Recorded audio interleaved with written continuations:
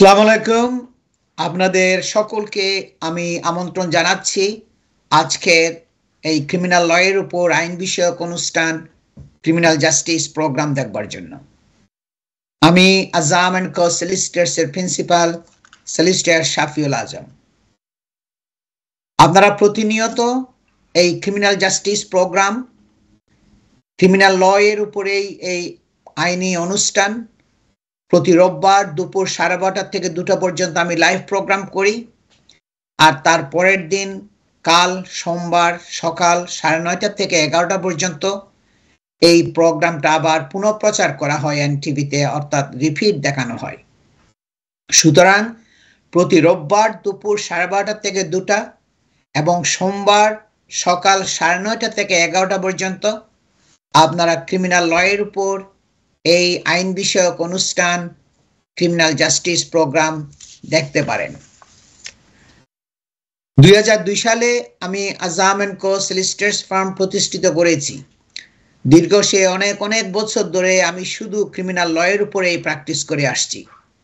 তাই আমার অভিজ্ঞতা, আমার দক্ষতা, আমার স্পেশালিজম হচ্ছে শুধু এই ক্রিমিনাল লয়ের উপরেই। তাই এই প্রোগ্রামে যখন আমি আসি তখন আমি ক্রিমিনাল ল বিষয়ের উপরেই শুধু আলোচনা করি। কনফিডেন্সিয়ালিটি ব্রিচ হওয়ার রিস্ক থাকে বলে, অর্থাৎ মানুষের মামলার বিষয়াদি টেলিভিশনের মধ্যে বললে অন্যান্যদের জানা হয়ে যাবে, এতে আপনার মামলার গোপনীয়তা ফাঁস হয়ে যাওয়ার রিস্ক থাকে। এটা ক্রিমিনাল কেসের জন্য কোনো সময় আপনার জন্য ভালো হবে না, যার জন্য আমি এই প্রোগ্রামের মধ্যে কোনো প্রশ্নাদি নিই না। আর একজন স্পেশালিস্ট ক্রিমিনাল ডিফেন্স সলিসিটর হিসাবে আমি সেই অনেক বছর ধরে, দীর্ঘ প্রায় 25 বছর ধরে শুধু ক্রিমিনাল লয়ের উপরে প্র্যাকটিস করে আসছি। তাই কমিউনিটির মেম্বারদের কাছ থেকে প্রতিনিয়ত আমার কাছে বিভিন্ন প্রশ্নাদি আসে, আর সেই প্রশ্নসমূহের উপর গুরুত্ব দিয়ে আমি এই ক্রিমিনাল জাস্টিস প্রোগ্রামের আলোচনার বিষয়াদি ঠিক করি। আজকের বিষয়ের মধ্যে থাকবে আপনার সেক্সুয়াল অফেন্সের উপর আমি কথা বলবো। অনেকগুলো আপনার সেক্সুয়াল অ্যাসল্ট, রেপ, অনেক সময় দেখা যায় ঘরের আত্মীয় স্বজনরা ওয়াইফ হাজব্যান্ডের বিরুদ্ধে সেক্সুয়াল অ্যাসল্ট, রেপের এলিগেশন করেছে, ডোমেস্টিক ভায়োলেন্সের এলিগেশন করেছে। ইভেন আত্মীয় স্বজনরা তার রিলেটিভের বিরুদ্ধে সেক্সুয়াল অ্যাসল্টের, সেক্সুয়াল অফেন্সের এলিগেশন করেছে। এগুলো খুব বেশি হচ্ছে এবং বর্তমানে আমার প্রায় 5-6টা কেস আছে শুধু এগুলোর উপরেই। তাই আজকে আমি ওইটার উপরেই ডিসকাস করব। I am going to talk about the general principles of criminal law in this program. Every case has its own facts, merits, and demerits. If you are facing a criminal investigation or concerned about something that involves the police, always seek advice from a specialist criminal defense solicitor. সুতরাং যখনই আপনাকে police arrest করবে, সে আপনাকে রাস্তা থেকে হোক, ঘর থেকে হোক, অফিস থেকে হোক, কাজের জায়গা থেকে হোক, আপনি সরাসরি দেরি না করে আপনার পছন্দের একজন স্পেশালিস্ট ক্রিমিনাল ডিফেন্স সলিসিটরের সাথে মিটিং করবেন। মিটিং করে আপনার কেসের বিস্তারিত সবকিছু বুঝে সুঝে ফুললি প্রিপেয়ার্ড হয়ে তারপর আপনি পুলিশের ইন্টারভিউ ফেস করবেন। কারণ এই ইন্টারভিউটা অত্যন্ত গুরুত্বপূর্ণ। এই ইন্টারভিউর মধ্যে আপনি যা কিছু বলবেন তা আপনার ভবিষ্যতে কেস যখন কোর্টে যাবে তখন তার ব্যাকবোন হিসাবে কাজ করবে। এই জন্য পুলিশের ইন্টারভিউ যেটা হবে সেটা টেপ রেকর্ডেড ইন্টারভিউ হবে, আন্ডার কশন ইন্টারভিউ আমরা বলি। এইটা আপনি খুব ভালোভাবে পুলিশের প্রশ্নাদির উত্তর দেওয়ার চেষ্টা করবেন, সঠিকভাবে আপনার ডিফেন্স যেগুলো আছে সেগুলো তুলে ধরবেন। তার কারণটা হলো ভালোভাবে যদি আপনি ইন্টারভিউ দেন তাহলে দেখা যায় অনেক সময় পুলিশ আপনার কেসটা কোর্টেও যাবে না। ওরা বুঝতে পারবে আপনি খুব ভালো একটা ইন্টারভিউ দিয়েছেন এবং তারা যদি কেস এটা কোর্টে নিয়ে যায়, আপনার বিরুদ্ধে যদি ট্রায়াল হয়, জুরি ট্রায়াল হয়, তখন আপনাকে তারা কনভিকশন সিকিউর করতে পারবে না। যদি কনভিকশন সিকিউর করতে না পারে তাহলে তাদের সময় নষ্ট, রিসোর্সেস নষ্ট, তাদের লিমিটেড রিসোর্স নিয়ে এখন পুলিশকে কাজ করতে হচ্ছে। তারা চায় না কোনো কেস মেরিট যদি না থাকে, উইন করার পসিবিলিটি যদি না থাকে, তখন তারা কোর্টে আপনার না নেওয়ার সম্ভাবনা থাকবে এবং এটা আপনার জন্য একটা বিশাল একটা রিলিফ হবে। তার কারণ একটা কেস যখন ক্রাউন কোর্টে যায়, এটা 6 মাস থেকে 9 মাস পর্যন্ত বা 1 বছর পর্যন্ত ডিলে হইতে পারে। আর এই পুরা সময়টার মধ্যে আপনি একটা খুব প্যারেশানির মধ্যে, একটা অশান্তির মধ্যে, একটা খুব স্ট্রেসফুল চাপযুক্ত সিচুয়েশনের মধ্যে দিয়ে আপনাকে যেতে হবে। আমার বক্তব্যগুলো আমি বাংলায় এবং ইংরেজিতে মিশিয়ে বলার চেষ্টা করব যাতে সবাই বুঝতে সুবিধা হয়।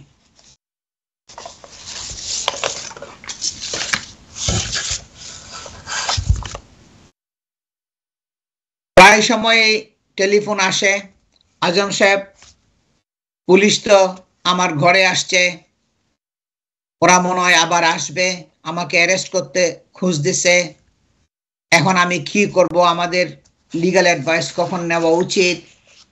অথবা বলবে, অনেক সময় বলে আমি তো পুলিশ অলরেডি আমাকে অ্যারেস্ট করে ফেলছে, আমি তো খুব ঠিক মতো কোনো উত্তর দিতে পারি নাই, অনেক ভুল ভ্রান্তি করেছি, এখন কি করব, when should I seek advice?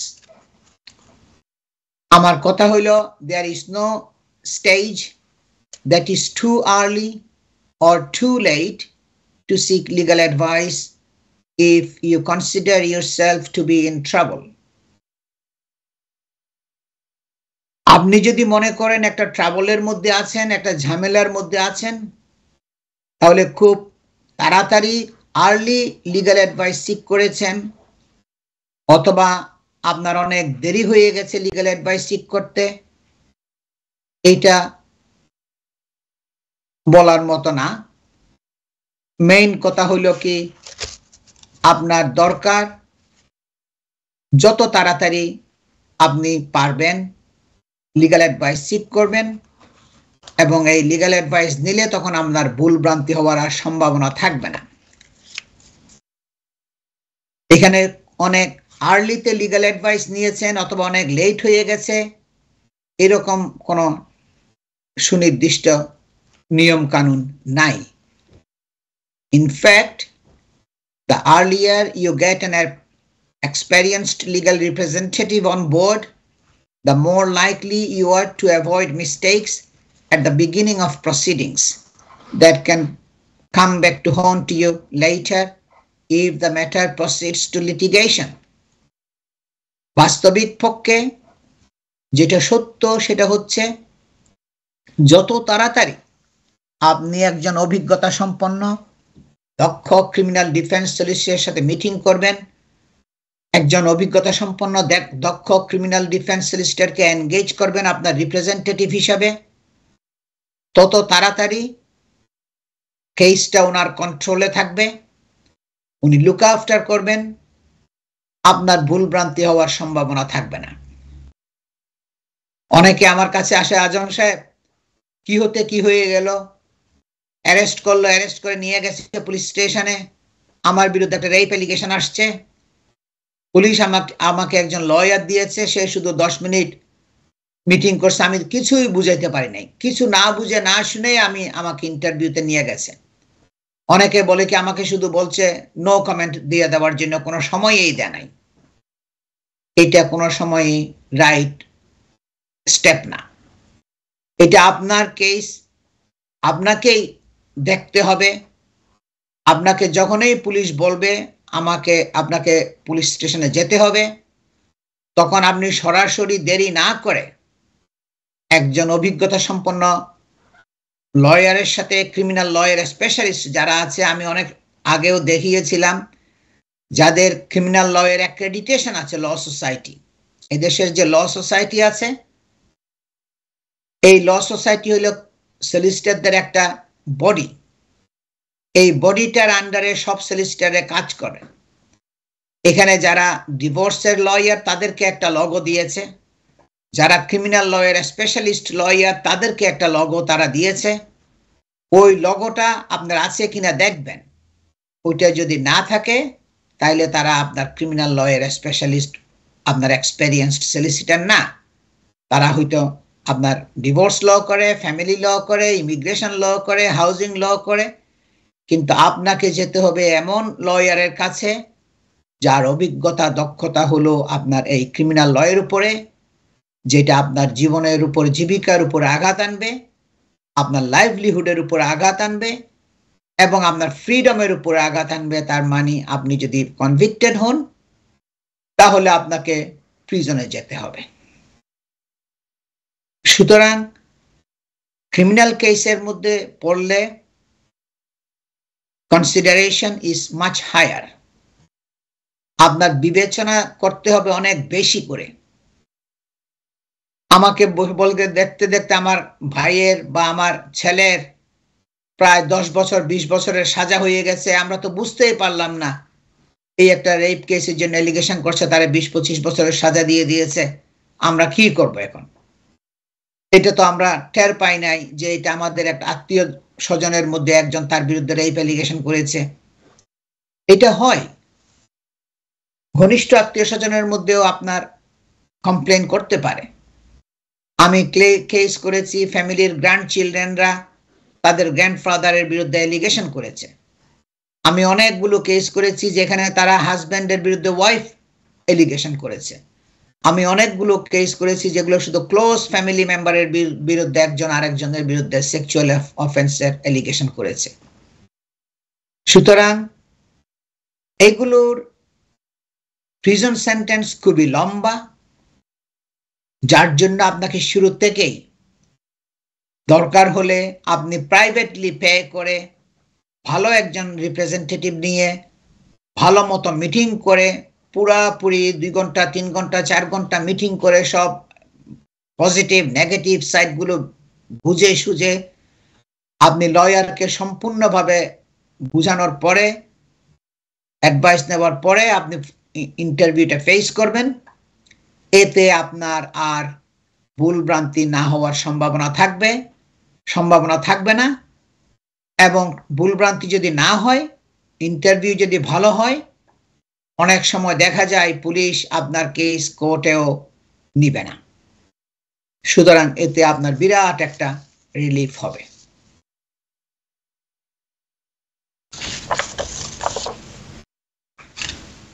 তারপরে যেটা আমি প্রায় সময় এই প্রশ্নটার উত্তর দিই, কারণ অনেকে সলিসিটর চেঞ্জ করতে চায়, দেরি হলে আর কোর্টের অর্ডার ছাড়া আপনি legal aid representation order transfer করতে পারবেন না। সুতরাং আপনি দেরি করতে পারবেন না। When can I change my defense solicitor? আমার বক্তব্য হলো, যখনই পুলিশ আপনাকে খুঁজবে, যোগাযোগ করবে, তখনই আপনি আপনার পছন্দের সলিসিটরকে সিলেক্ট করবেন। কারণ দেরি হলে কোর্টের উপরে নির্ভর করতে হবে কোর্ট আপনাকে সলিসিটর চেঞ্জ করতে দিবে কি দিবে না। যদি না দেয় তখন আপনি স্টাক। আর পুলিশ যদি আপনাকে ইন্টারভিউ করে ফেলে, তখন সাথে সাথে ইন্টারভিউর পরেই 2-1 দিন 3 দিনের মধ্যে খুঁজে বের করে আরেকজন লয়ার আপনার পছন্দের মতো, যদি যাকে পুলিশ স্টেশনে দিয়েছে, যেহেতু প্রায় সময় দেখা যায় কমপ্লেইন যে 10 মিনিট 15 মিনিট সময় দিয়েছে, এইগুলো কেসের জন্য এই সময় ঠিক না, যে আমি সবকিছু বুঝাইতে পারি নাই। আর ওই ইন্টারভিউর পরে যদি আপনি চেঞ্জ করেন, তখনও যেহেতু কেস এখনো প্রসিড করে নাই কোর্টের মধ্যে, তখন কোর্টের অর্ডার আর লাগবে না। যেই জন্য এটা খুব সবসময় মনে রাখতে হবে যে আমরা আর এই লয়ারকে চাই না। নেক্সট মান্থে আমার ছেলের ট্রায়াল হবে, আমার ভাইয়ের ট্রায়াল হবে, আমার হাজব্যান্ডের ট্রায়াল হবে, আপনি কেসটা টেক ওভার করেন। আমরা পুলিশের যে লয়ার দিয়েছে সে কোনো সময়ই সময় দেয় নাই, কোনো একটা স্টেটমেন্টও নেয় নাই, আমরা বুঝাইতেও পারি না, কারণ আমরা ইংলিশও বলতে পারি না। আমরা চাই আজম সাহেব আপনি এই কেসটা এখন টেক ওভার করেন। আমাকে খুব সুন্দর মতো বুঝাইয়া বলতে হয় যে এটা টু লেট হয়ে গেছে, এগুলো কেস এই স্টেজের মধ্যে কোর্ট ট্রান্সফার চেঞ্জ করার অর্ডার দেওয়ার সম্ভাবনা কম।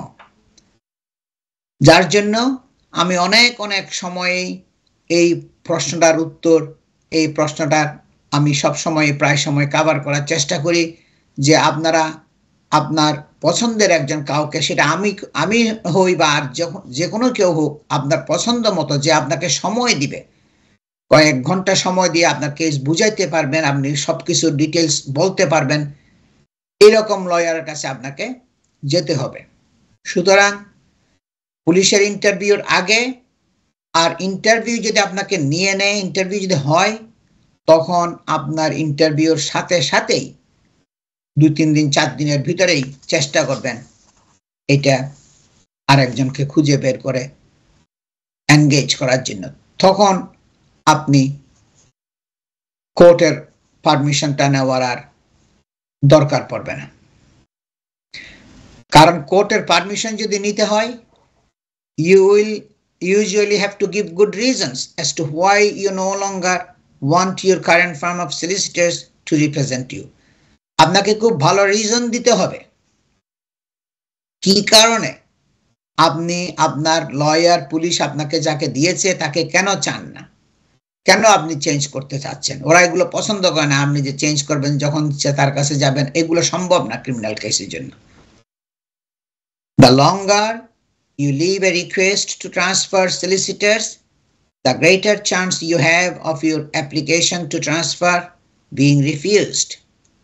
যত বেশি আপনি দেরি করবেন, তত বেশি আপনার রিস্ক হবে যে আপনাকে চেঞ্জ করতে দিবে না, এবং আপনার যে অ্যাপ্লিকেশন ফর চেঞ্জ সলিসিটার, এটা রিফিউজ হওয়ার পসিবিলিটিটা বেড়ে যাবে। সুতরাং আমি সব সময় বলি, পুলিশ যদি আপনাকে খুঁজে, আপনি সলিসিটর খুঁজে পছন্দের একজন ভালো লয়ার খুঁজে বের করেন, 2 ঘন্টা 3 ঘন্টা মিটিং করেন, মিটিং করে সবগুলো বিস্তারিত ওনাকে বুঝান, ফুললি প্রিপেয়ার্ড হন, এবং তারপর পুলিশের ইন্টারভিউ ফেস করবেন। এটা যদি এই অপরচুনিটি যদি আপনার মিস হয়, তাহলে আপনি পুলিশের ইন্টারভিউ থেকে বের হওয়ার সাথে সাথেই আপনি সাধারণত সাথে সাথে আর কোর্টে দেয় না, কোর্টে দেওয়ার জন্য একটা মাঝখানে একটা কয়েকটা দিন সময় থাকে। যত আর্লি পারেন আরেকজন সলিসিটরকে খুঁজে মিটিং করবেন, ওনাকে এনগেজ করবেন, তখনও আপনার এই চেঞ্জ করার যে অ্যাপ্লিকেশন কোর্টের মধ্যে করতে হবে সেটার আর দরকার হবে না। আর সেক্সুয়াল অফেন্সেস, এটার উপরেই আজকে আমি বলবো, আর আন্ডারস্ট্যান্ডেবলি a particularly sensitive and complex area of law. এই সেক্সুয়াল অফেন্সের কেসগুলো হইল, এটা বুঝতেই পারেন যে আন্ডারস্ট্যান্ডেবলি এটা স্বাভাবিক, বোঝাটা স্বাভাবিক, এটা কোনো কঠিন না বোঝার জন্য।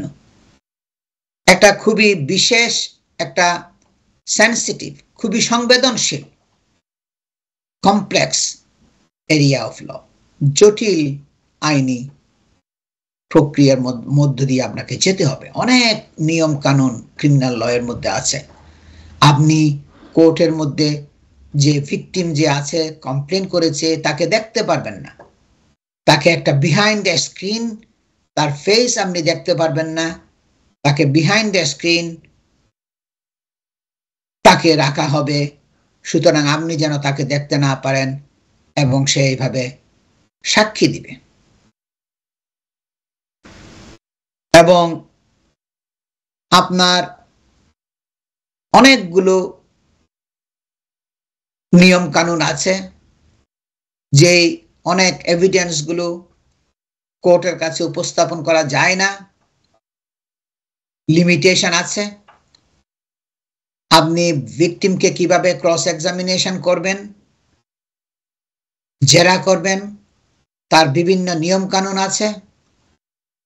আপনি কোন কোন ডিসক্লোজার পুলিশের কাছ থেকে কি কি ডকুমেন্ট আপনি চাইতে পারবেন, এটা প্রপোর্শনেট কিনা, এগুলোর অ্যাসেসমেন্ট করার দরকার আছে।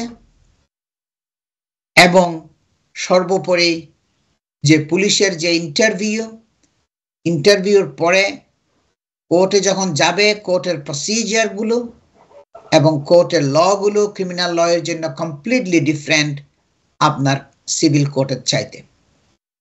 এটা ল অ্যান্ড প্রসিজার্স আর ডিফারেন্ট। সুতরাং আপনাকে ইমিগ্রেশন লয়ারের কাছে গেলে, হাউজিং লয়ারের কাছে গেলে, ডিভোর্স লয়ারের কাছে গেলে, কনভেন্সিং হাউজিং প্রপার্টি লয়ার, তারা সবগুলো হলো সিভিল ল। আর ক্রিমিনাল ল গুলো হয় ম্যাজিস্ট্রেটস কোর্টে এবং ক্রাউন কোর্টের মধ্যে। ওই কেসের যাদের দক্ষতা আছে তাদের কাছে আপনাকে যেতে হবে, কারণ ম্যাজিস্ট্রেটস কোর্ট এবং ক্রাউন কোর্টের ল এবং প্রসিজার গুলো সিভিল কোর্টের ল এবং প্রসিজার চাইতে ভিন্ন। Allegations of sexual misconduct can be difficult to defend because of the public attention they attract. এই কেসগুলোর উপর পাবলিক অ্যাটেনশন আসে। এগুলো অনেক সময় দেখা যায় নিউজের মধ্যে পাবলিশ হয়, লোকাল নিউজ পেপারের মধ্যে পাবলিশ হয়, ইভেন অনেক বড় বড় কেসগুলো ন্যাশনাল নিউজ পেপারের মধ্যে পাবলিশ হয়। সুতরাং আপনাকে খুবই অভিজ্ঞতা সম্পন্ন লয়ারকে এনগেজ করতে হবে এবং এগুলো খুবই ডিফিকাল্ট। অনেক সময় দেখা যায় মেয়েরা কোর্টের মধ্যে এসে কান্নাকাটি করে এভিডেন্স দেওয়ার সময়, যে আমাকে রেপ করেছে, যে আমাকে সেক্সুয়ালি অ্যাসল্ট করেছে। এগুলো পাবলিকের খুব অ্যাটেনশন ড্র করে এবং জুরিদেরও একটা সিম্প্যাথি ড্র করে। আমি আরো কন্টিনিউ করব সেক্সুয়াল অফেন্সেস এর উপরে। আমি একটা শর্ট ব্রেকে যাচ্ছি, ব্রেকের পরে আমি আবার ফিরে আসছি। আমি আজম এন্ড কো সলিসিটরস এর প্রিন্সিপাল সলিসিটর শাফিউল আজম। সবাই আমার সাথে থাকুন। আমি নেক্সট সেগমেন্টে সেক্সুয়াল অফেন্সেস এর উপরে আবার কন্টিনিউ করব।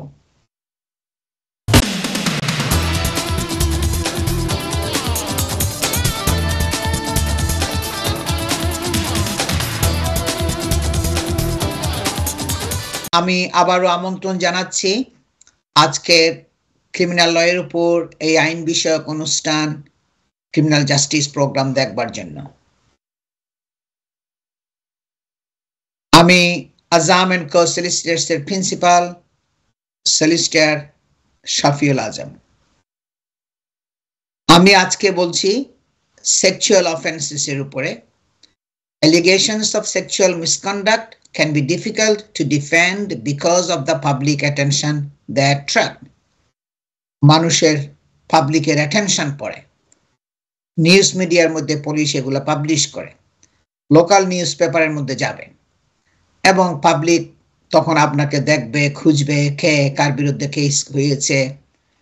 অনেক আপনার লোকজনগুলো আছে, এগুলা খুব ইন্টারেস্ট নিয়ে দেখে। পার্টিকুলারলি অনেকগুলা পিডোফাইল হান্টার আছে যারা আন্ডার এজ মেয়েদেরকে যখন আপনার সেক্সুয়াল অ্যাসল্ট করে, ওরা পিডোফাইল হান্টাররা যখন এগুলা দেখে তখন এরা খুবই মানে অ্যাক্টিভলি এগুলা ফলো আপ করে কি হচ্ছে না হচ্ছে, কারণ ওরা চায় না আন্ডার এজ মেয়েদেরকে সেক্সুয়ালি অ্যাসল্ট করা হোক।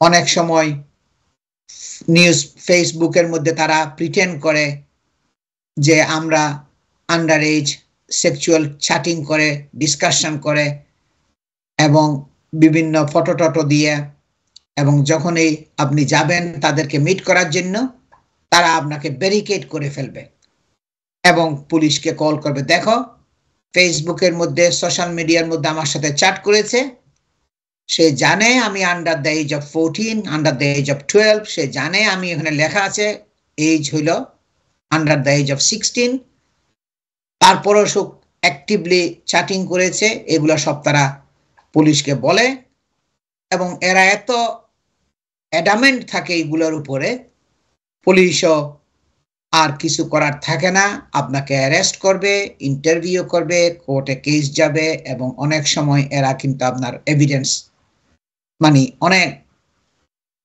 যে এভিডেন্স গুলো তারা প্রোভাইড করে যে আপনি তাদের সাথে যে চ্যাটিং করেছেন। অনেকগুলো কেস আমি করেছি, এই যে পিডোফাইল হান্টারদের ট্র্যাপের মধ্যে পড়ছে এবং আমাকে বলে যে আজম সাহেবের এত ডাকাতের মতো 4-5 জন এসে আমাকে ঘিরে ফেলছে, আমাকে যাইতে বলছে, আমি গেছি, বাইর হয়েছি, যাওয়ার পরে আমাকে ঘিরে ফেলছে এবং পুলিশ কল করছে তারা। The nature of the crimes also means that it is often the complainant's word against the defendants. অনেক কেসগুলো আছে, ক্রিমিনাল কেস, সেক্সুয়াল অফেন্সের কেসগুলো, এখানে মনে করেন সেক্সুয়াল অ্যাসল্ট করা হয়েছে 1 মাস 2 মাস 3 মাস আগে, কোনো ডিএনএ এর কোনো সিমটম নাই, রেপ করা হয়েছে 2 মাস 3 মাস আগে, কিন্তু কমপ্লেনেন্ট এতদিন কমপ্লেন করে নাই, অনেক পরে সে আগাই আসছে কমপ্লেন করার জন্য, সে করতে চায় নাই, কিন্তু সে তার জন্য এটা অনেক চিন্তা ভাবনার বিষয় ছিল, সে এগুলা এক্সপোজ হবে কিনা সোসাইটির মধ্যে। আলটিমেটলি মনে করেন সে পুলিশের কাছে গেছে 3 মাস পর, এখন তো কোনো ডিএনএ বা কোনো সিমটম এগুলো আর কিছু থাকবে না, সুতরাং এই কেসগুলো আপনার নির্ভর করে তার মুখের বক্তব্য ভার্সেস আপনার বক্তব্য, কার বক্তব্য কোর্টের জুরিরা বিলিভ করবে, এটার উপরে নির্ভর করবে আপনি কি দোষী নাকি নির্দোষী। Further, the impact of an allegation of a sexual offense can be devastating for all those involved and their families. এটা খুবই বিধ্বংসী, মানসিকভাবে বিশাল একটা আঘাত আসবে আপনার উপরে, প্লাস আপনার পরিবারের সদস্যদের উপরে।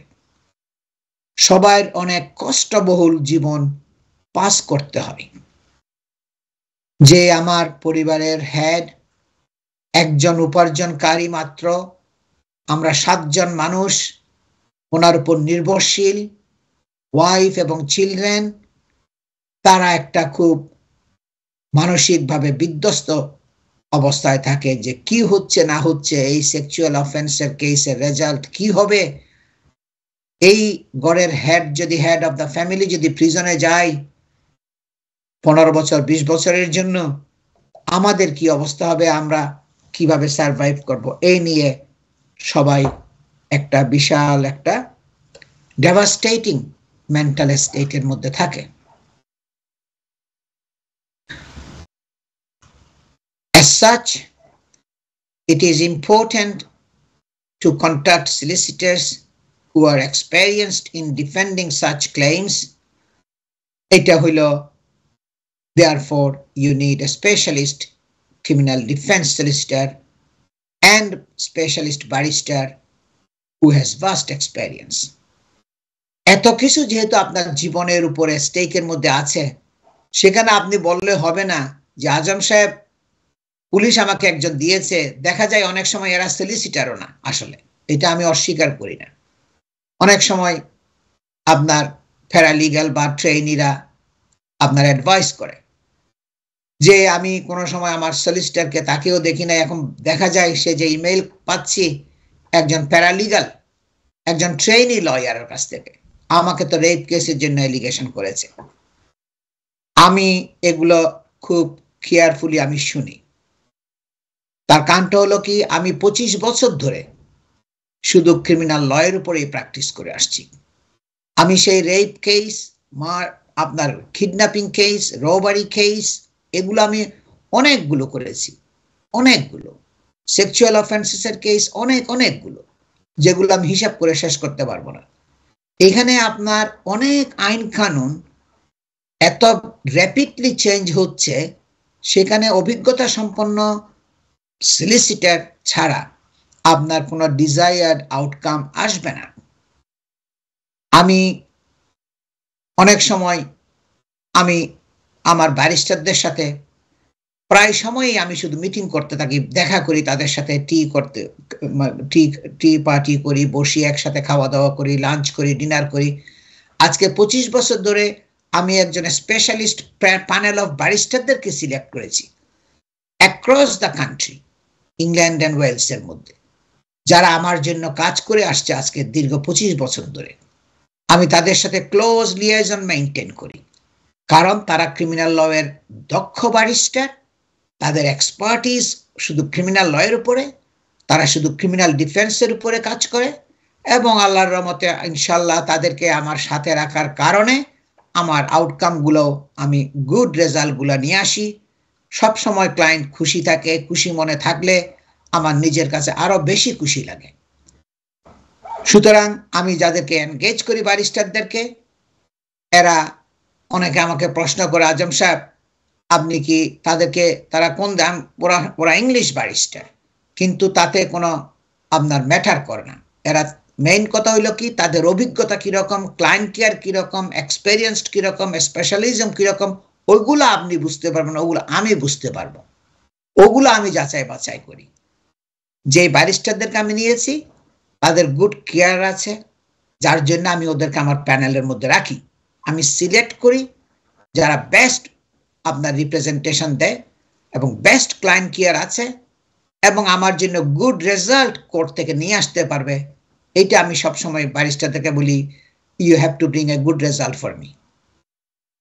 আমাদের এই পরিশ্রম আমরা খুব সার্থক মনে করি। একটা কেসের পিছনে 6 মাস 9 মাস খাটার পরে যখন আমরা একটা গুড আউটকাম দেখি, আমাদের কাছে ক্লায়েন্টের চাইতেও আমি বেশি আরো খুশি হই। আমি বসে থাকি কেসের যেদিন ফাইনাল ট্রায়াল সেন্টেন্সিং এর ডেট হয়, যে সেন্টেন্সটা কি আসলো না আসলো, ব্যারিস্টার সবসময় আপনার খবর পাওয়ার সাথে, কোর্টে রায় দেওয়ার সাথে সাথে আমাকে ফোন করবে যে শফিউল আজম, আমি আপনার ক্লায়েন্টকে অ্যাকুইটাল করেছি, আমরা খালাস পেয়েছি, আমরা নির্দোষ প্রমাণিত হয়েছি, আমাদের ক্লায়েন্ট এখন অ্যাকুইটেড হয়েছে। আমি সাথে সাথে আমার 2 হাত আল্লাহ আরশের দিকে বাড়াইয়া দিই, খুব খুশি হই। কারণ একটা family, say head of the family, তার বিরুদ্ধে আজকে 9 মাস ধরে কন্টিনিউ করতেছে, পুরো ফ্যামিলিটা সাফার করতেছিল এই ক্রিমিনাল কেসের জন্য। যখনই এই খবরটা আমি পাই, আমার খুশিতে আমি আটকানা, আমার মন থেকে এত বেশি আমার স্যাটিসফ্যাকশন আসে। আমি আমার ক্লায়েন্টকে সবসময় বলি যে আপনি 2 রাকাত নাফলিয়া নামাজ পড়ে আল্লাহর কাছে দোয়া চাইবেন। এবং এইটা আমার এবং আমার ব্যারিস্টারের সক্রিয় চেষ্টার জন্যই আমরা এগুলো অ্যাচিভ করতে পারি। এই জন্য সিলেকশন করা ব্যারিস্টারদেরকে right type of barrister, right expertise, right experienced, এই অভিজ্ঞতা সম্পন্ন স্পেশালিস্ট ব্যারিস্টার সিলেক্ট করা, এটা হলো আমার প্রথম দায়িত্ব। যখন এই কেস নিই, আমি আমার প্যানেল অফ ব্যারিস্টারদেরকে গো থ্রু করি, কাকে আমি এনগেজ করব এই কেসের জন্য।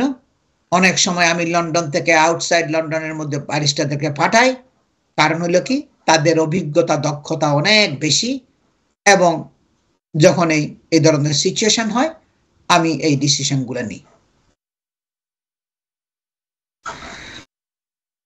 It is important to contact solicitors who are experienced in defending sexual offense cases. এটা অত্যন্ত গুরুত্বপূর্ণ।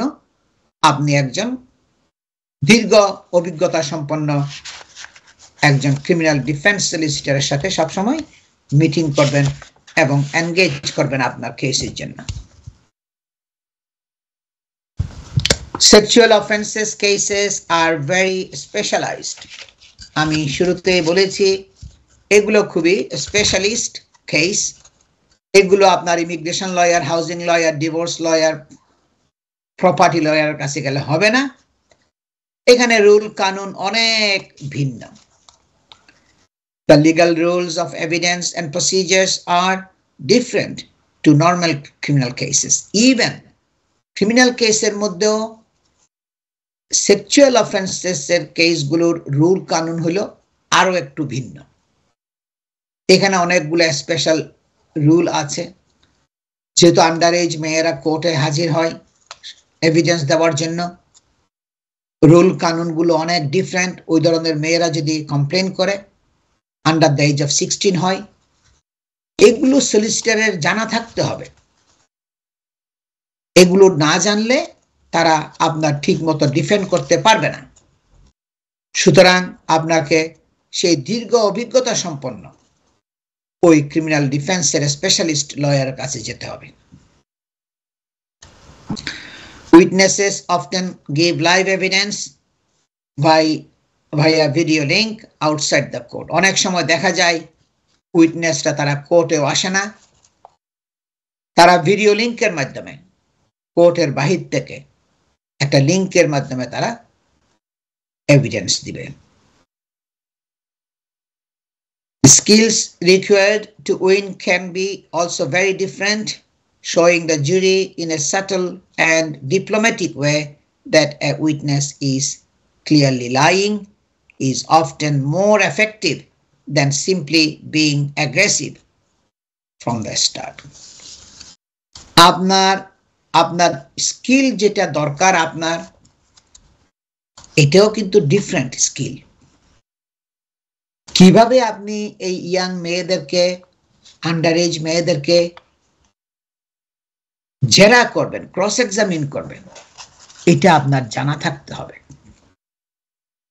বেশি অ্যাটাক করাটা অনেক সময় জুরিরা পছন্দ করে না। বেশি অ্যাটাক করলে সে কান্নাকাটি করবে এবং জুরির সিম্প্যাথি ড্র করবে।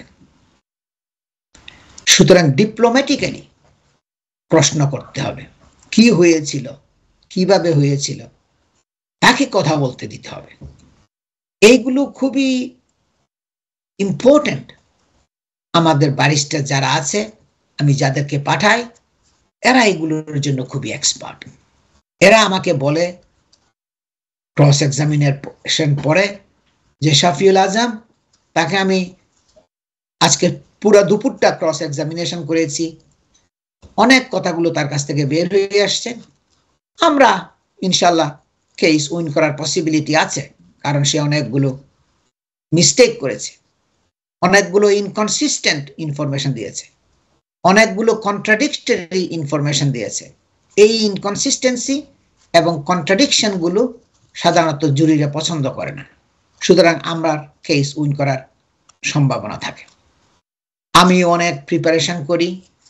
আমিও ব্যারিস্টারকে বলি, আপনি ক্লায়েন্টদেরকে, উইটনেসদেরকে এই নির্দিষ্ট প্রশ্নগুলো করবেন, তখন দেখা যাবে সে কিভাবে উত্তর দিচ্ছে। উইটনেসদেরকে প্রশ্নগুলো করবেন। আমি ক্লায়েন্টকেও বলি, আপনার যদি কোনো নির্দিষ্ট প্রশ্ন থাকে, কমপ্লেন যে করছে সে যদি ফ্যামিলি মেম্বারদের মধ্যে হয়, হয়তো আপনার অনেকগুলো প্রশ্ন আছে যে তার এই ধরনের ক্ষোভ আছে রেশারেশির কারণে, তার কাছে এই 5টা প্রশ্ন যদি করা হয়, তাহলে সে যে মিথ্যা অভিযোগ আমার বিরুদ্ধে আনছে এটা প্রমাণিত হবে। আজম সাহেব, আমি এই 5টা প্রশ্ন আপনার জন্য লিখলাম, এগুলো আপনি ব্যারিস্টারকে বলবেন তার কাছে করার জন্য। Of course, at the right stages in the case, there will always be a need for an attack-minded approach. সবসময় যে সফট কর্নারে, সফটওয়্যারতে কথা বলতে হবে এমন কোনো কথা নাই। যখন এই সময় আসবে, যখন এই সুযোগ আসবে, তখন তাকে অ্যাটাক করতে হবে। অ্যাটাক করে আরো ফার্দার ইনফরমেশন বের করতে হবে। আমরা দেখব সে পুলিশের কাছে যে স্টেটমেন্ট দিয়েছে ওটার সাথে সে ডাইভার্ট করতেছে কিনা,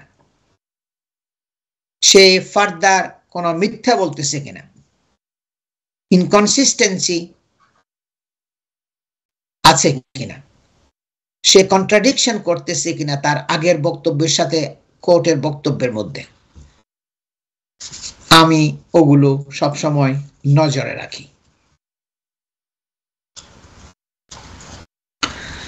A sexual accusation can mean more than the fear of legal proceedings. একটা সেক্সুয়াল অ্যাকুজেশন যখন আপনার বিরুদ্ধে আসবে, এটা একটা প্রসিডিংস, লিটিগেশন আপনাকে ফেস করতে হবে। শুধু সেটা না, ওর চাইতে আরো অনেক বেশি, অনেক কিছু আপনাকে খেয়াল রাখতে হবে। কি কি জিনিস? Reputation damage.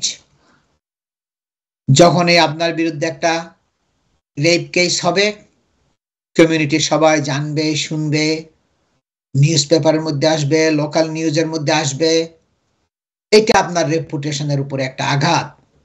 The stigma of the offense make these cases even more difficult. এই যে এই স্টিগমা যেটা, এটা এই কেসগুলো আরো মোর অ্যান্ড মোর ডিফিকাল্ট করে এবং কমিউনিটির মধ্যে এগুলো খুবই ছড়াইয়া যায়।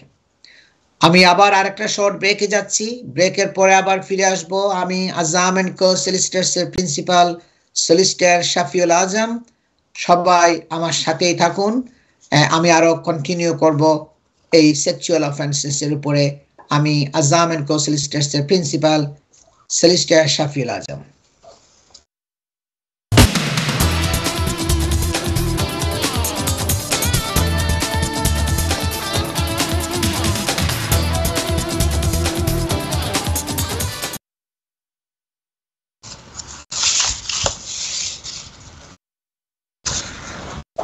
আপনাদের সকলকে আমি আবারও আমন্ত্রণ জানাচ্ছি আজকের ক্রিমিনাল লয়ের উপর এই আইন বিষয়ক অনুষ্ঠান ক্রিমিনাল জাস্টিস প্রোগ্রাম দেখবার জন্য।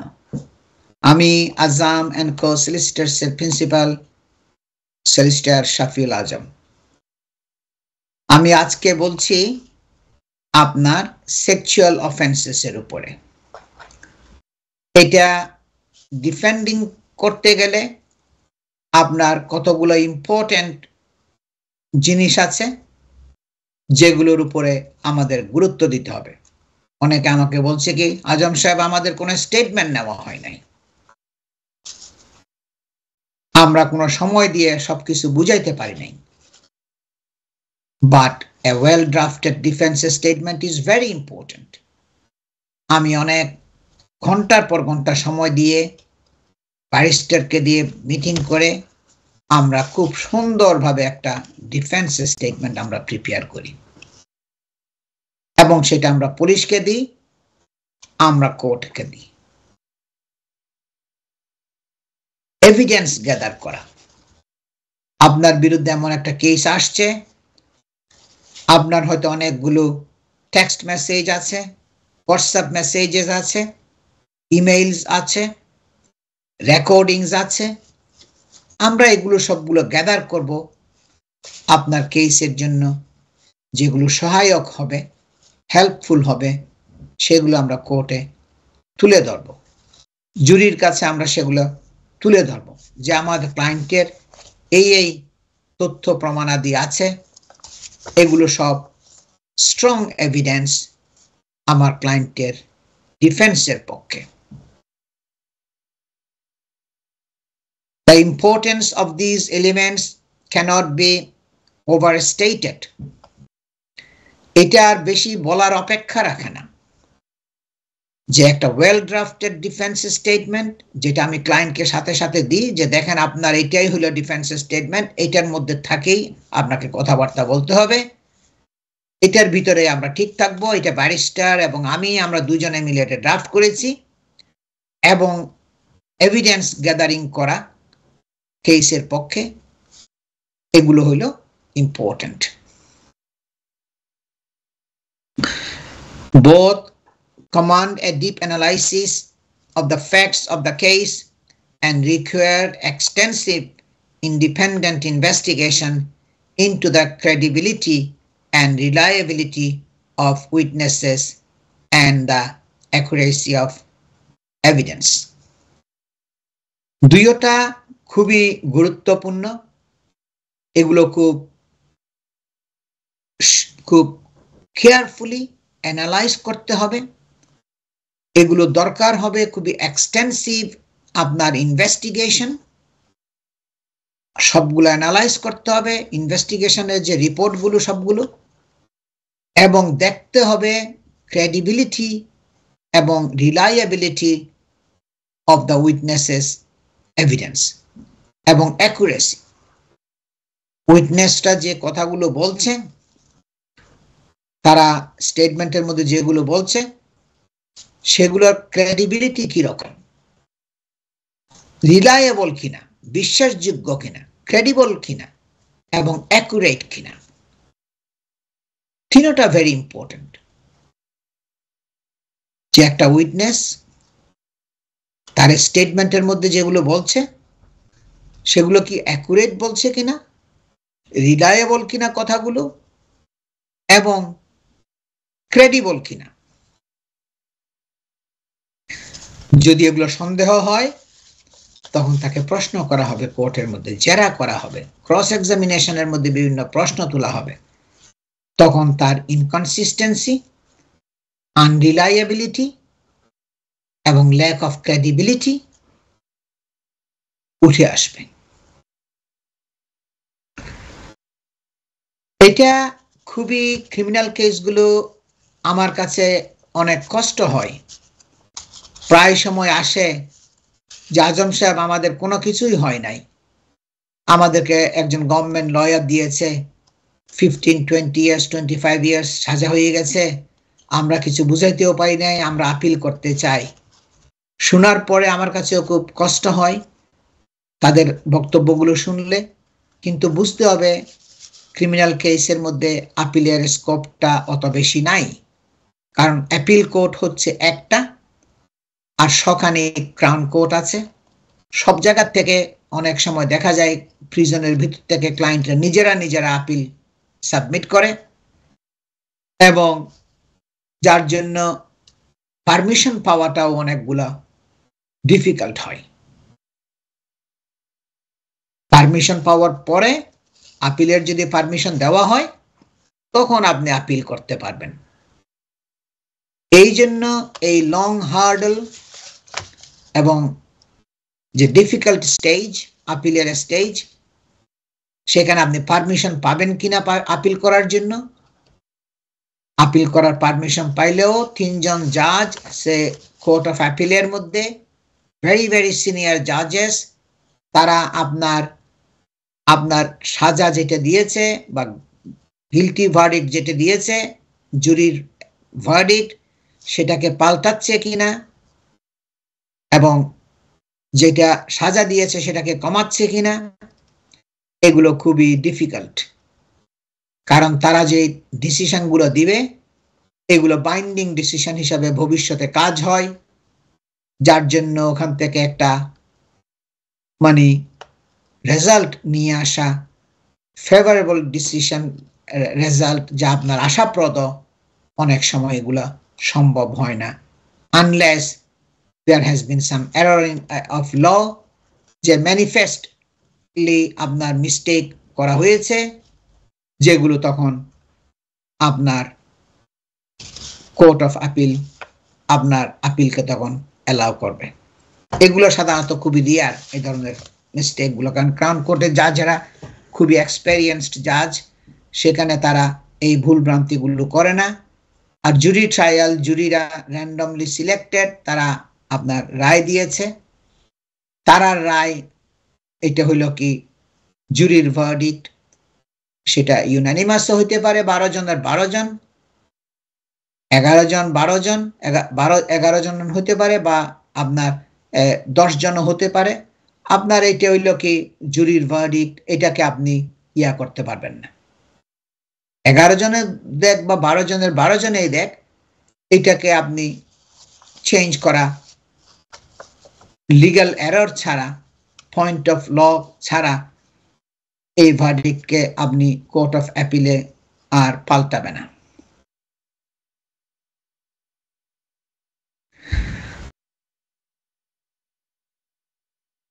ডিফেন্স স্টেটমেন্টস আর ক্রুশিয়াল, যেটা আমরা প্রিপেয়ার করি খুব সুচারুরূপে, খুব কেয়ারফুলি।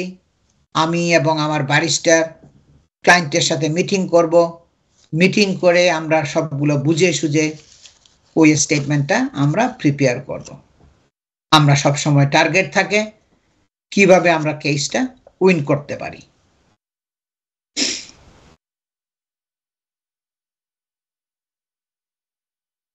আপনাকে দেখতে হবে ডিফেন্স স্টেটমেন্টটা ইম্পর্টেন্ট, তার কারণটা হলো ডিফেন্স স্টেটমেন্টের মধ্যে অনেকগুলো প্রশ্ন আমরা তুলে ধরি, যেখানে বোঝা যাবে তারা যে স্টেটমেন্ট দিয়েছে ওইটার অ্যাকুরেসির উপর আমরা কোয়েশ্চেন করেছি এবং অনেকগুলো অতিরঞ্জন করেছে, আমরা সেগুলো তুলে ধরি।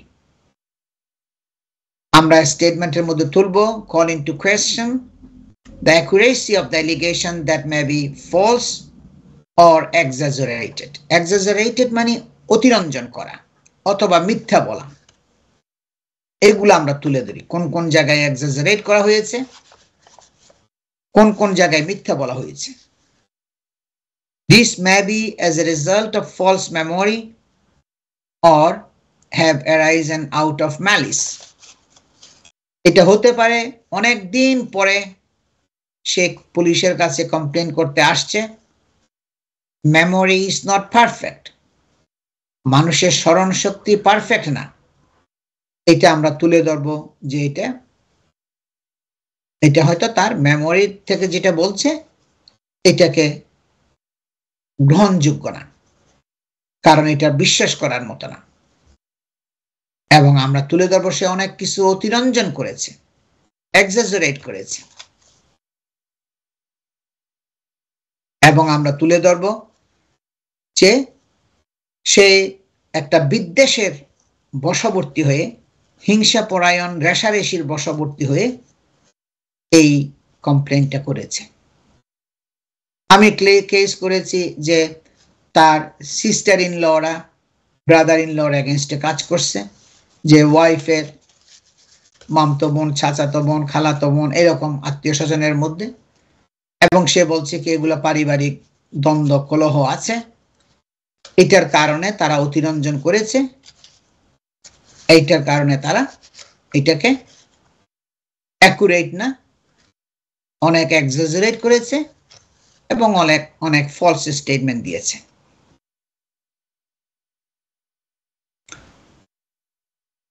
Bring to light medical evidence which resolve the accused, such as an illness that would have affected sexual performance. যে আমরা কোনো মেডিকেল এভিডেন্স থাকলে ওগুলো আমরা নিয়ে আসি, এমন হতে পারে তার একটা মেডিকেল কন্ডিশন আছে, তার পক্ষে সেক্সুয়াল পারফরমেন্স করা সম্ভব না, এটা একটা বিরাট এভিডেন্স, এইগুলো আমরা তুলে ধরি। or produce documents that can cast doubt on the credibility of the complainant. আমরা বিভিন্ন তথ্য প্রমাণাদি সংগ্রহ করে এগুলো তুলে ধরি কোর্টের কাছে, যেগুলো আপনার কমপ্লেনেন্ট যে কমপ্লেন যে করেছে তার উপরে একটা ডাউট কাস্ট করবে, ডাউটফুল হবে যে তার বক্তব্যগুলো সঠিক না, সে মিথ্যা বলছে, রাগের বশবর্তী হয়ে, ক্ষোভের বশবর্তী হয়ে, ফ্যামিলি কন্দল, আপনার দ্বন্দ্ব সংঘাত আছে ফ্যামিলির ভিতরে, এগুলো রিভেঞ্জ নেওয়ার জন্য সে মিথ্যা বলছে, আমরা এগুলো সব ফাইন্ড আউট করার চেষ্টা করি। When such issues are raised in a defense statement, it highlights important points that may have been overlooked by the police or prosecution. আমরা হাইলাইট করে আমরা তুলে ধরি আমাদের স্টেটমেন্টের মধ্যে, ডিফেন্স স্টেটমেন্টের মধ্যে, যে দেখো পুলিশ কিন্তু এই সমস্ত জিনিসগুলো ঠিক মতো ইনভেস্টিগেশন করে নাই, এবং এই ইনফরমেশনগুলো পুলিশের কাছে থাকেন ছিল না, XYZ আমরা এটা আইডেন্টিফাই করে দিব। পুলিশের কাছে যদি এই ইনফরমেশনগুলো থাকতো আগে, তাহলে তারা এটা প্রসিকিউশনটা আগাইতো না। এই ধরনের কোনো ইনফরমেশন যদি আমরা দেখি সেগুলো আমরা ডিফেন্স স্টেটমেন্টের মধ্যে তুলে ধরবো। ডিফেন্স স্টেটমেন্টের মধ্যে আমরা তুলে ধরলে তখন পুলিশ দেখবে যে আসলেই ডিফেন্সটা এত স্ট্রং, আমরা কোর্টে কেস জিততে পারবো না, তারাও বুঝতে পারবে। This may mean that there is now doubt surrounding the allegations, which may cause the CPS to withdraw their case on the basis that it is unlikely to lead to conviction.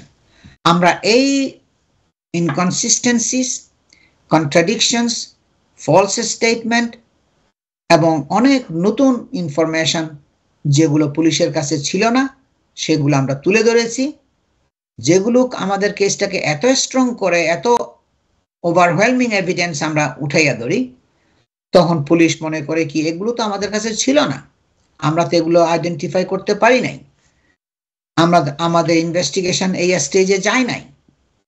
এখন এগুলো যেহেতু আমাদের লাইটে আসছে, তখন police তার prosecute করে না, তাদের সিপিএস ক্রাউন প্রসিকিউশন সার্ভিস যেটা আছে, তাদের লিগ্যাল ডিপার্টমেন্ট, তারা এটা রিভিউ করবে সমস্ত ডকুমেন্টসগুলো, এবং তারা রিভিউ করার পরে তারা দেখবে যে এখানে ABCD XYZ number of documents defence lawyer solicitor present করেছে, যেগুলো তারা মনে করে ক্রেডিবল এভিডেন্স, যেগুলো কোর্টে গেলে তারা মনে করে জুরি আমাদের পক্ষে রায় দিবে, যেগুলো কোর্টে গেলে তারা মনে করে জাজ এটা ক্রিটিসাইজ করবে। পুলিশ এগুলো আইডেন্টিফাই করতে পারে নাই, সিপিএস এগুলো ঠিকমতো ভেরিফিকেশন করে নাই, তখন তারা CPS crown prosecution service decision নিবে হয়তো যে আমরা কেস এটা আগাবো না, আমরা এটা ড্রপ করব। অনেকগুলো কেস আমার এই ধরনের হয়েছে যে সিপিএস ট্রায়ালের আগে কেস প্রসিড করে নাই, ড্রপ করেছে। অনেক কেস আমি করেছি, এই সিচুয়েশন আপনার আসছে আমাদের।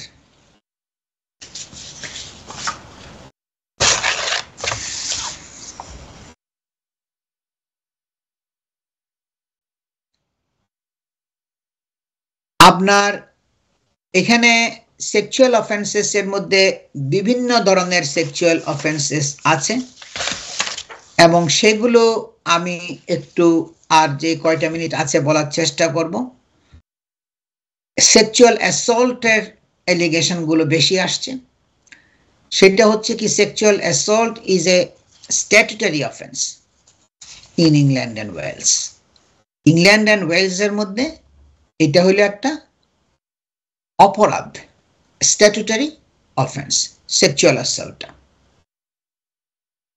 এবং এটার সেকশন 2003 অ্যাক্ট যেটা আছে সেক্সুয়াল অফেন্সেস অ্যাক্ট, ওইটার মধ্যে এটা আপনার কিভাবে এই অফেন্সটা হয় সেটা বর্ণনা করা আছে। কি বর্ণনা করেছে সেখানে আমি বলছি, সেটা ওই আইনের মধ্যে বর্ণনা করা আছে, which defines sexual assault as when a person, যখন একজন ব্যক্তি intentionally touches another person, ইচ্ছা করে আরেকজনকে টাচ করে, টাচিং ইজ সেক্সুয়াল, এবং যে তাকে টাচ করেছে এটা sexual touching, does not consent to the touching or reasonably believed that she was not consenting,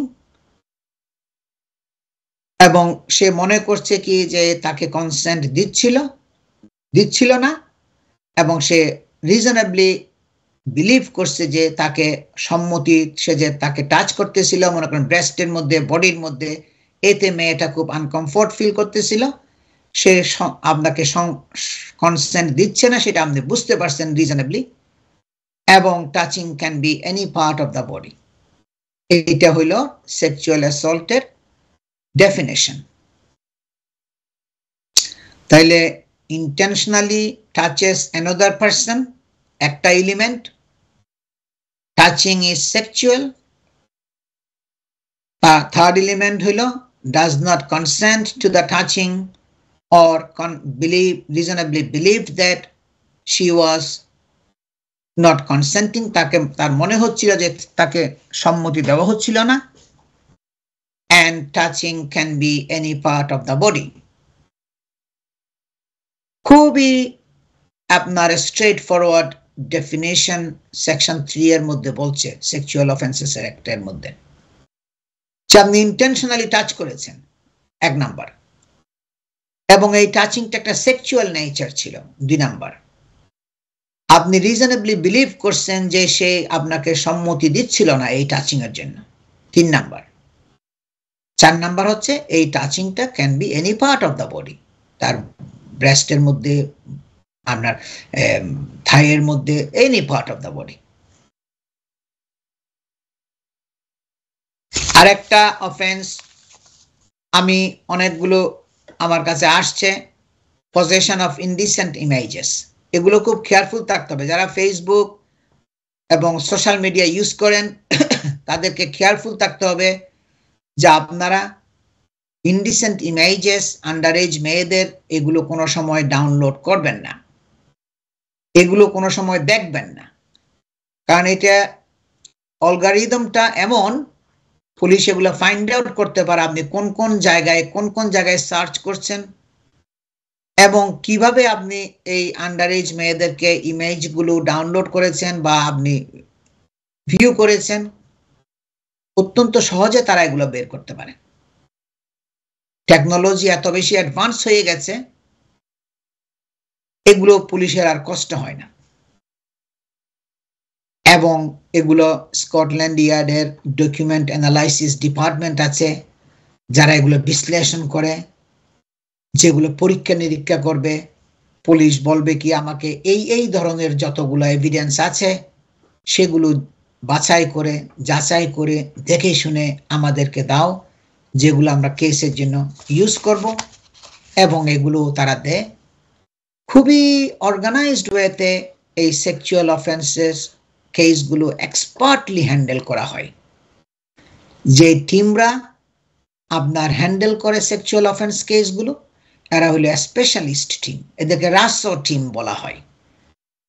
এই রাজস্ব টিমটা হলো expert specialist team for sexual assault এবং রেপ প্রসিকিউশনের জন্য। তারা জানে কিভাবে কেস প্রিপারেশন করতে হবে, কিভাবে ডকুমেন্টগুলো অ্যানালাইজ করতে হবে, কোন ডকুমেন্টগুলো তারা কেসের মধ্যে ইউজ করবে, যার জন্য তারা কেসটা উইন করতে পারবে, যে সাফিসিয়েন্ট এভিডেন্স তাদের আছে।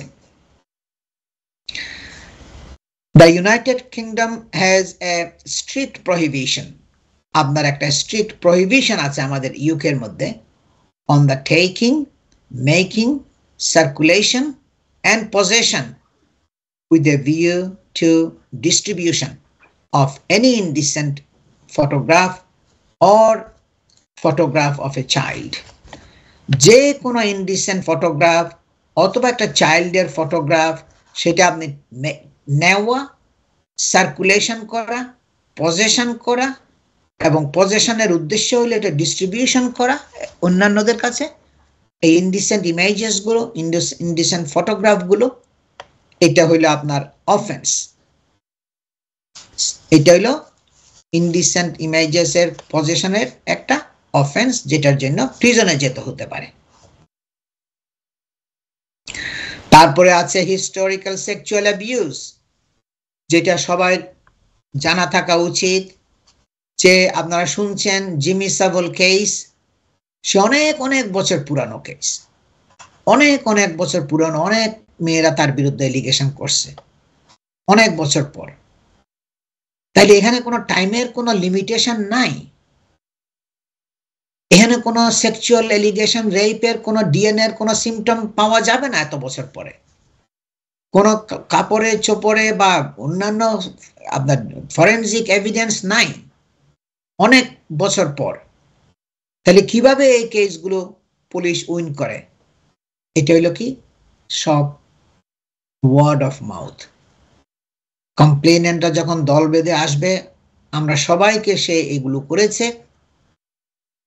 তাদের অথবা একজন হোক বা দুজন হোক বা 5 জন হোক, তাদের বক্তব্যগুলো যদি জুরি বিলিভ করে, তখন আপনাকে দোষী সাব্যস্ত করা হবে।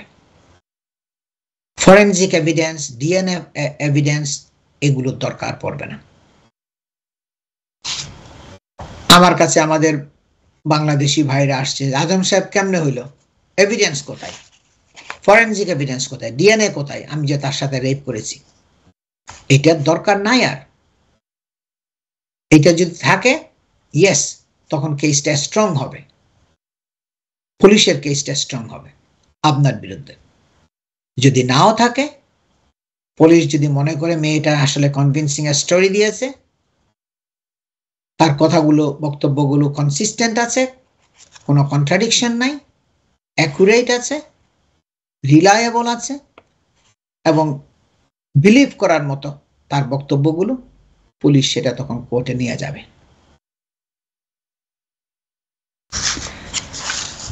এইগুলো হইল কি এখন আইন, যে আপনার ফরেনজিক ডিএনএ এভিডেন্সের আর কোনো দরকার নাই।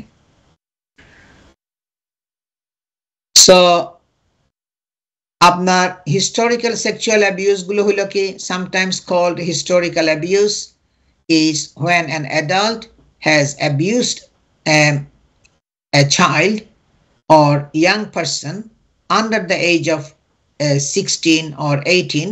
Sometimes adults who are abused in childhood blame themselves or are made to feel it is their fault.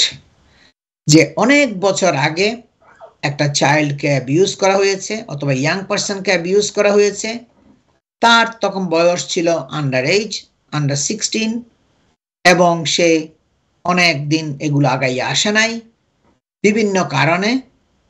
পরে সে এগুলো সব তার ভুল বুঝতে পারছে যে এগুলো রিপোর্ট না করাটা, সে এখন এগুলো আগাইয়া আসছে।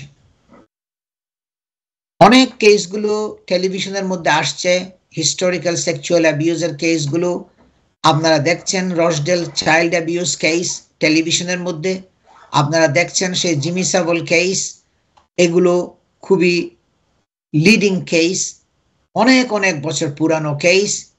পুলিশ কোর্টের মধ্যে নিয়ে আসছে, তাকে অ্যারেস্ট করেছে এবং তার বিরুদ্ধে প্রসিকিউশন হয়েছে এবং ফুল ট্রায়াল হয়েছে।